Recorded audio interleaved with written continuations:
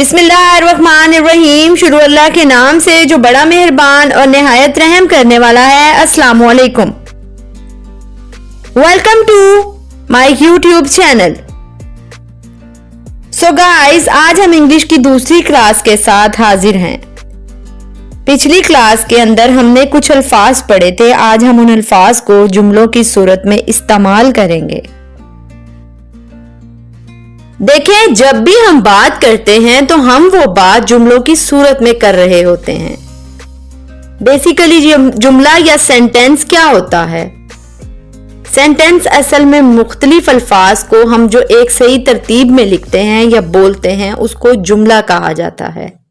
सो guys, आज हम सीखते हैं अल्फाज को जुमलों की सूरत में कैसे लिखा जाता है। तो चलें गाइस, स्टार्ट करते हैं। How to make a sentence, कि एक सेंटेंस हम किस तरह से बनाते हैं। So for learning a sentence work we need, हमें सेंटेंस बनाने के लिए क्या चाहिए, किस चीज की हमें जरूरत होती है। So let's see. First of all we need a subject. सबसे पहले हमें एक जुमला बनाने के लिए क्या चाहिए? सब्जेक्ट चाहिए। द सेकेंड थिंग वर्ब, दूसरी चीज जो हमें चाहिए वो चाहिए verb. And the third thing object, जो तीसरी चीज हमें इसमें चाहिए वो हमारा ऑब्जेक्ट है। बात ये है, अब इसमें हमें ये चीज समझने की जरूरत है, सब्जेक्ट क्या है, वर्ब क्या है और ऑब्जेक्ट क्या है। ओके, बेसिकली ये हमारे जुमले की तरतीब है कि जो हमने अल्फाज को अरेंज करना होता है, जो अल्फाज को हमें तरतीब में लिखना है वो हम इस तरतीब में लिखेंगे। First of all subject plus verb plus object. तो गाइस, सबसे पहले हम सब्जेक्ट लिखेंगे, फिर उसके बाद वर्ब लिखेंगे और उसके बाद हम ऑब्जेक्ट लिखेंगे। पर सबसे पहले ये समझ लेते हैं कि सब्जेक्ट क्या है, वर्ब क्या है और ऑब्जेक्ट क्या है। So let's talk about that। तो सबसे पहले हम ये समझते हैं कि सब्जेक्ट क्या चीज है। What is subject? A word which show who or what does the action in a sentence।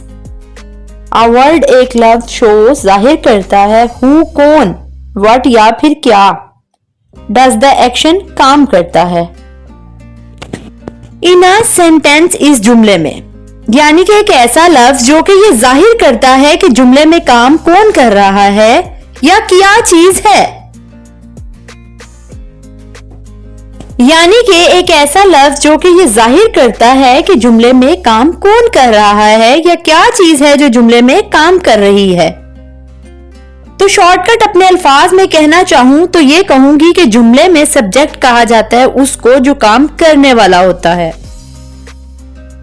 तो शॉर्टकट ये है कि काम करने वाले को सब्जेक्ट कहा जाता है। फॉर एग्जाम्पल, मैं कॉलेज जाता हूं। अब ये एक सेंटेंस है या एक जुमला है। अब इस जुमले में मुझे ये देखना है कि ये काम कौन करता है। मैं कॉलेज जाता हूं, तो ये काम कौन करता है, कॉलेज कौन जाता है, मैं जाता हूं, तो मैं यहां पर क्या है, सब्जेक्ट है। सेम लाइक दैट हम क्रिकेट खेलते हैं।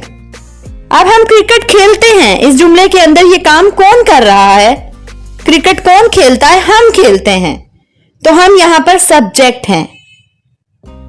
गाय घास खाती है, अब ये काम कौन कर रहा है, यहां पर इस जुमले में अगर हम देखें तो ये काम गाय करती है। इस जुमले में अगर हम देखें तो ये काम गाय करती है, तो गाय घास खाती है, गाय यहां पर सब्जेक्ट है। तो सिंपल ये कि जुमले के अंदर काम करने वाले को सब्जेक्ट कहा जाता है।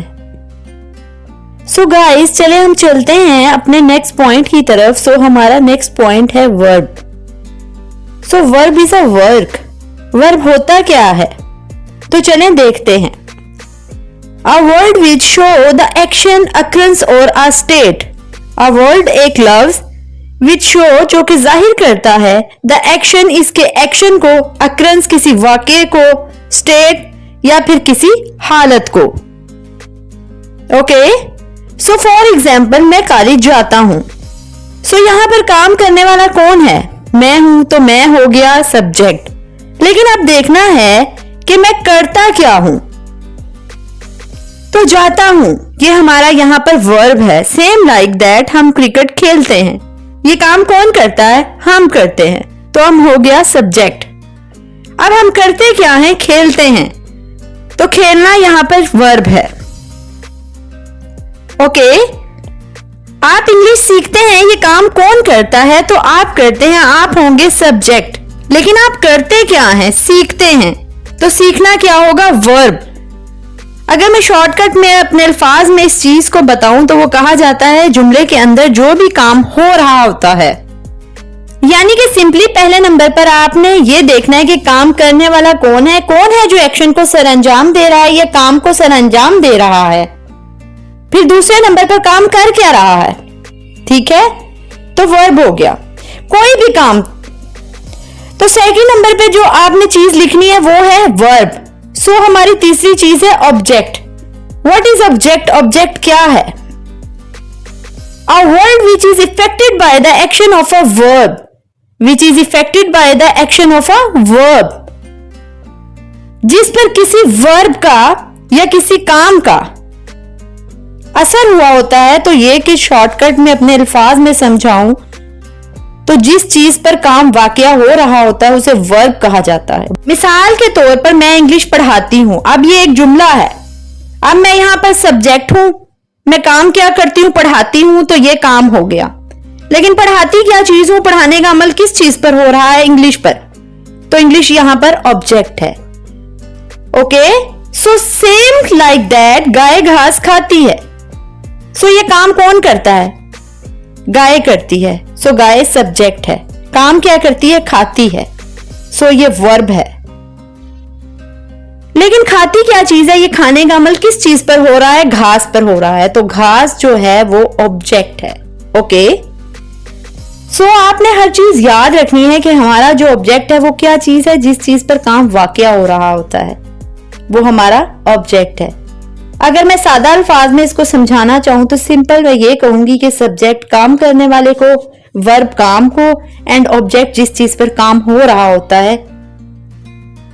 तो गाइस, जब भी आपने एक उर्दू जुमले को इंग्लिश में लेकर आना है तो उसके लिए आपने इस तरतीब को फॉलो करना है, इस ऑर्डर को, अरेंज को फॉलो करना है। ये सबसे आसान तरीका है।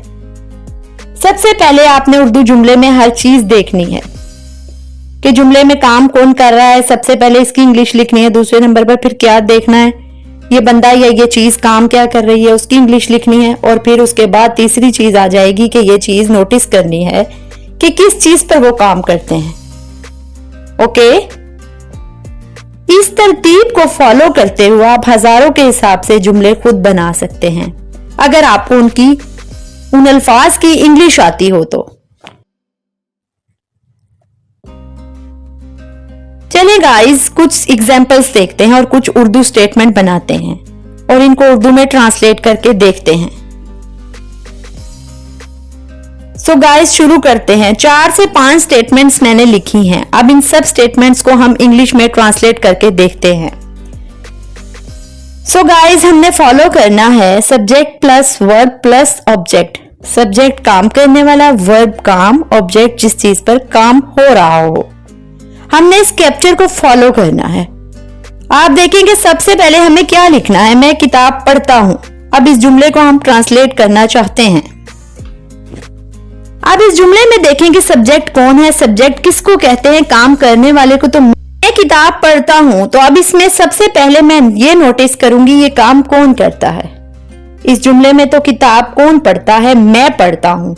मैं की इंग्लिश सबसे पहले लिखी जाएगी। मैं की इंग्लिश है आई। इसके बाद सब्जेक्ट मैंने लिख लिया। इसके बाद दूसरी चीज आ जाएगी वर्ब। तो वर्ब किसको कहा जाता है? काम को कहा जाता है। अब देखना यह है कि मैं काम क्या करता हूं? मैं पढ़ता हूं। तो मैं काम कौन सा करता हूं? पढ़ता हूं। तो अब दूसरे नंबर पर मुझे जो इंग्लिश लिखनी है वो पढ़ना की इंग्लिश लिखनी है। तो पढ़ना की इंग्लिश क्या है? रीड। 2 चीजें हो गई। I read. अब तीसरी चीज के पढ़ता क्या हूं? ये पढ़ने का अमल किस चीज पर हो रहा है?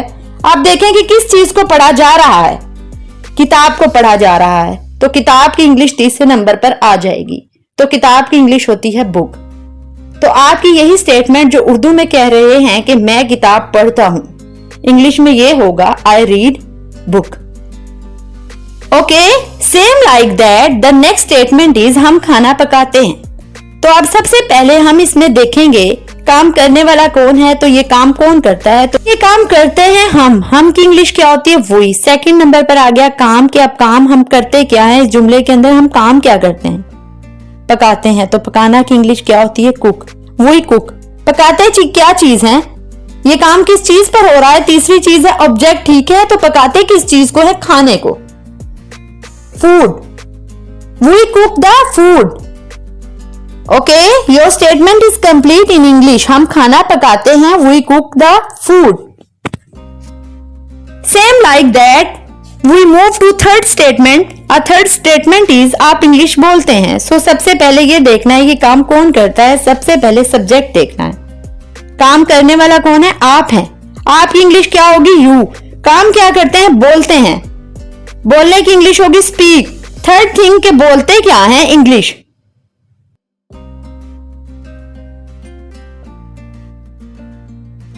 वो कपड़े खरीदती हैं, मतलब वो काम कौन करता है, वो, यानी कि वो ज्यादा हैं, वो लेडीज हैं, लड़कियां हैं। सो वो जमा की इंग्लिश क्या होती है, दे। फिर काम क्या करती हैं, खरीदती हैं, बाय। खरीदती क्या चीजें हैं, कपड़े, क्लोथ्स, दे बाय क्लोथ्स, वो कपड़े खरीदती हैं। Same like that the last statement is Asim और आमिर क्रिकेट खेलते हैं। वो काम कौन करता है, आसिम और आमिर। आसिम एंड आमिर ये दोनों काम करते हैं। सबसे पहले हमने सब्जेक्ट लिखा, देन काम क्या करते हैं, खेलते हैं, प्ले, क्या चीज, cricket. So Asim and Aamir play cricket. Asim और आमिर क्रिकेट खेलते हैं। So guys, if you understand this thing, this is very really important. ये बहुत इंपॉर्टेंट चीज है। अगर आप इस चीज को अंडरस्टैंड कर लेते हैं तो हजारों के हिसाब से जुमले आप लोग बना सकते हैं। It's not difficult, it's very simple, very easy. Okay, if you understand this thing, this is main point. ये हमारा मेन पॉइंट है और अगर आप इस चीज को समझ जाते हैं तो आप आसानी से जुमले बना सकते हैं, अगर इन अल्फाज की आपको इंग्लिश आती है।